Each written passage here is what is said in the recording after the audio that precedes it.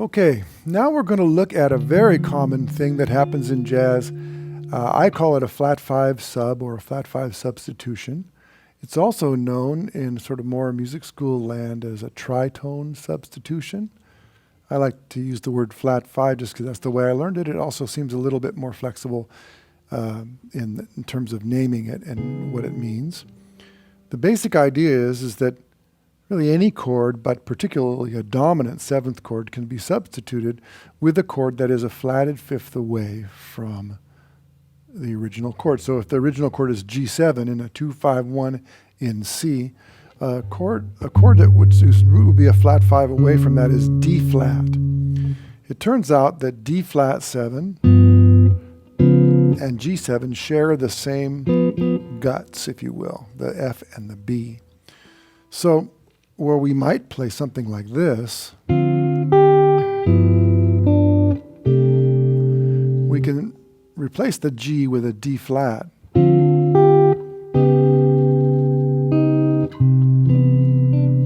And we get something like, very similar to the G altered, but with a different bass note. So one thing about flat 5 subs is they're often dominant 7th chords, but they don't absolutely have to be. And if they are a dominant 7th chord, like D flat, it's better to use the natural extensions of the chord, the natural 9, 11, and 13, rather than altered notes, because the more you alter a flat 5 sub, the closer you get back to the original chord. Give that some thought, and let's look at some examples. So here's our basic idea: D minor 7, D flat 9, and then C, 6-9. Here's a little melody on top.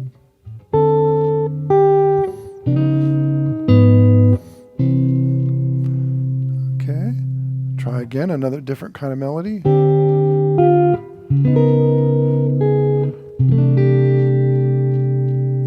Okay.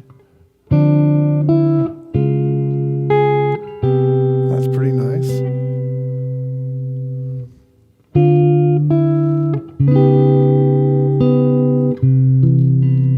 I use the sharp 11 in the melody there. So now this chord D flat 9 sharp 11 requires a specialized fingering. I'll just spend a second on that. I use my second finger to play the root. The first finger plays the third. The third finger plays 2 notes, the flat 7 and the 9, and I'm using the tip of that finger. And then I'm flattening out my first finger to get the sharp 11, which lives on that fret. Okay, those can also exist up here. Say if we got a D minor up here, and then D13, and then C, D flat 13. So D minor, D flat 13, and C. A little more elaborate melody.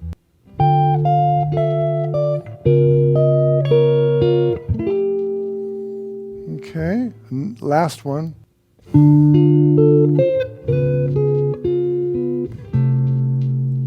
Okay. One small idea that I want to convey is that we're doing a little more than learning grips. I like to think that all of the voices, the melody and then the inside voice and the bass, all have a natural flow toward the destination. So in this case, the bass is going like this. The inside part is playing this. And the melody is flowing.